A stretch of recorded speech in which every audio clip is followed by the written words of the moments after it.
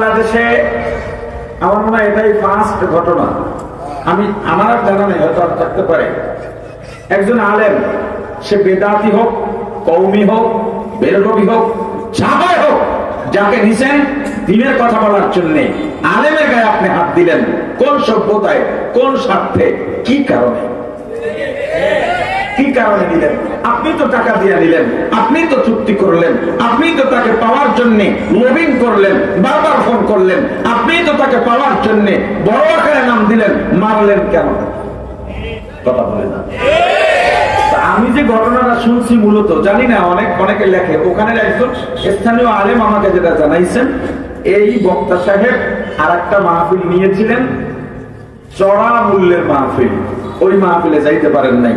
এই মাহফিলে যাওয়ার পর ওই কমিটি এখানে আসছে, বর্তমান কমিটিরও কোনো কারণে ক্ষোভ ছিল, দুই কমিটি মিল্লা এর পরে মাইক দিছে, গেল কমিটির ব্যাপার। বক্তা সাহেব একটা মাহফিলে যাওয়ার জন্য এইভাবে কেন বলতে হবে?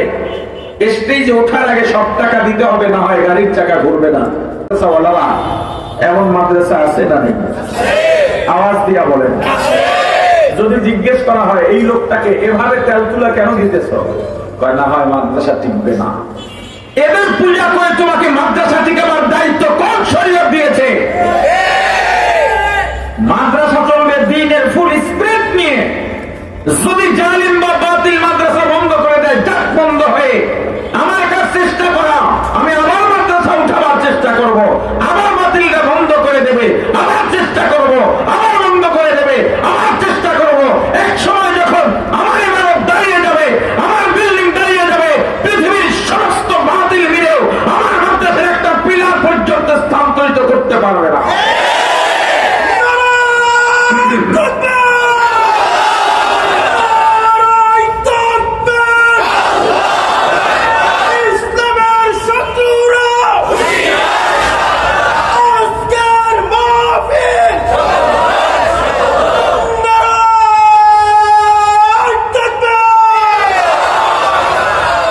যে কথা বলতেছিলাম, মাহফিলকে কালেকশনের মাধ্যম না বানানো, এটা দাওয়াতের মঞ্চ, দাওয়াত হবে। কিন্তু মাহফিল কমিটি কি করে? এই মাহফিলকে একটা বিজনেস বানায় এনেছে। কিভাবে বিজনেস বানাইছে? আমার কথার সাথে আপনারা মিলাই দেখেন। মাহফিলকে মসজিদের ছাদ দরকার, কমিটি বসে কি করা যায়, ছাত্রী মুখ থেকে একটা মাহফিলের আয়োজন করো। স্টার্টিং কিভাবে হয় সেটা বলতেছি। তাহলে একটা ওয়াজ হইলে তো ওয়াইজ দরকার, আলোচক দরকার নাকি? এটা আমরা বড় মসজিদে হুজুর হলেই হয়, বা বড় মাদ্রাসা আছে এখানের একজন হুজুর হলেই হয়। এমন প্রস্তাব যখন কেউ দেবে তখন সবাই বলবে না না না না না, এগো দিয়া হবে না। তো কার নামে লোক বেশি হয়, কার নামে কথা বলে না, তখন তারা আমার উপর আবার অনেকে খেপে যায়। তখন তারা বক্তাদের গরুর বাজারে ঢোকে, মানে ইউটিউবে ঢোকে।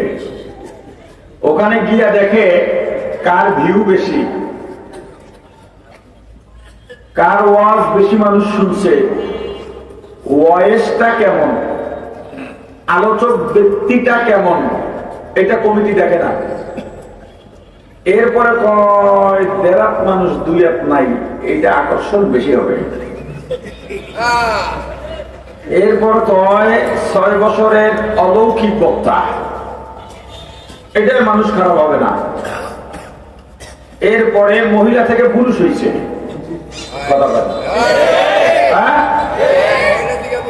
এরপর গিয়া বলে এর যে কোনো মাধ্যমে আনতে হবে। পাশের একজনে কয় এরে আনতে পারলে খরচ সব আমি একা দেব। এরপর হুজুরের কাছে গিয়ে একটা বান্ডিল ফালায়, হুজুরদের দোষ দেন, হুজুরের টাকা নেই, টাকার বান্ডিল আমনের সামনে ফালাইলেও আমি আপনাকে একটি হুজুরের সামনে গিয়া বান্ডিল ফেলায় কয়, হুজুর টাকার কোনো সমস্যা নাই। হুজুর দাওয়াত নেই, আপনি দাওয়াত দিলেন। এরপর পোস্টারে হুজুরের নাম দেয় বড় আকারে। কার স্বার্থে? হুজুরের স্বার্থে না কমিটির স্বার্থে? কারণ বড় নাম দেখলে লোক তাড়াতাড়ি দেখবে, মাহফিলে আসবে। এরপরে দোকানে যায় কালেকশন করতে। আপনি দিচ্ছেন 10 টাকা। কয় টাকা? হ্যান্ডবিলটা দেখাইয়াই বলে, দেখছো কারে আনতেছি, 10 টাকায় হয়। তখন ওই বক্তার নাম দেখে দোকানদার দেয় 100 টাকা। বেশি দিল কত? কথা বলে না। বেশি দিল কত? আগে দিছিল কত? 90। যে বেশি দিল কারে দেখা? নাকি মাহফিল দেখা? নাকি মাহফিল কমিটি দেখা? তখন এই কমিটি ঘুরে আর বলে, এরে আনলে কি এই টাকায় হয়? তখন ওই এলাকার মানুষ বলা বলি শুরু করে, অমুক হুজুর অনেক টাকা নেয়। হুজুররা যে টাকা নেয় কোন টাকা বাইরেছে বুঝছেন? অমুক হুজুর অনেক টাকা দেয়। হুজুরদের টাকার বদনামের পিছনের অবদানও মাহফিল কমিটির। এরপরে এই আলোচক যদি মাহফিলের আগের দিন বলে, আমি আসতে পারবো না, আমি অসুস্থ।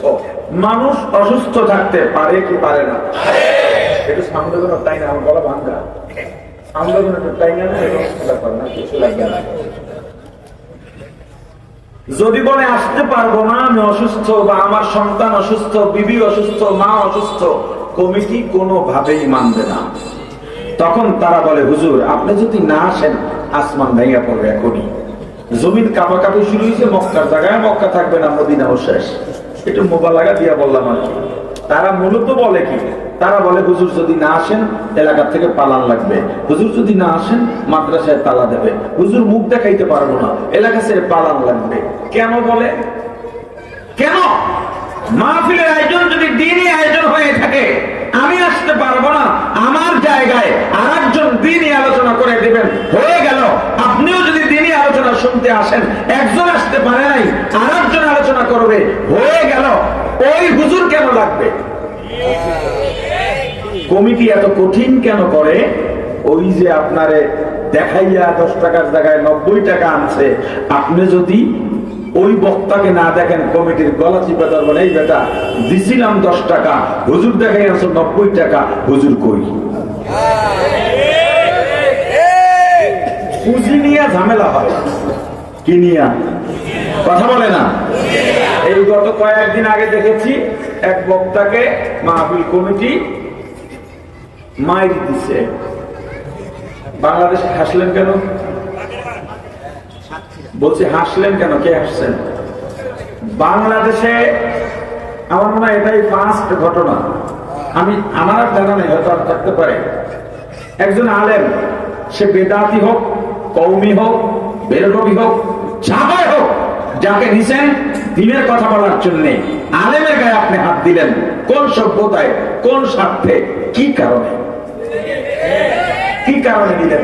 আপনি তো টাকা দিয়ে নিলেন, আপনি তো চুক্তি করলেন, আপনি তো তাকে পাওয়ার জন্য লবিং করলেন, বারবার ফোন করলেন, আপনি তো তাকে পাওয়ার জন্য বড় আকারে নাম দিলেন, মারলেন কেন? কথা বলে না। আমি যে ঘটনাটা শুনছি, মূলত জানি না, অনেকে লেখে, ওখানের একজন স্থানীয় আলেম আমাকে যেটা জানাইছেন, এই বক্তা সাহেব আর একটা মাহফিল নিয়েছিলেন, চড়া মূল্যের মাহফিল। ওই মাহফিলে যাইতে পারেন নাই। এই মাহফিলে যাওয়ার পর ওই কমিটি এখানে আসছে, বর্তমান কমিটিরও কোনো কারণে ক্ষোভ ছিল, দুই কমিটি মিললে এরপরে মাইক দিছে। গেল কমিটির ব্যাপার। বক্তা সাহেব একটা মাহফিলে যাওয়ার জন্য এইভাবে কেন বলতে হবে? স্টেজে ওঠার আগে সব টাকা দিতে হবে, না হয় গাড়ির চাকা ঘুরবে না। আর মিয়া বাংলাদেশে কুয়াকাটার চাইতে বড় হাদিয়া তো কেউ পায় নাই। আজ পর্যন্ত পারলে একটা রেকর্ড কোথাও দেখা যে টাকা সব আগে দিবে, না হয় কুয়াকাটার গাড়ি ঘুরবে না, চাক্কা ঘুরবে না। এত কঠোর আপনাদের কেন হতে হবে? কেন আপনি কি কামাইয়ের মাধ্যম বানাচ্ছেন?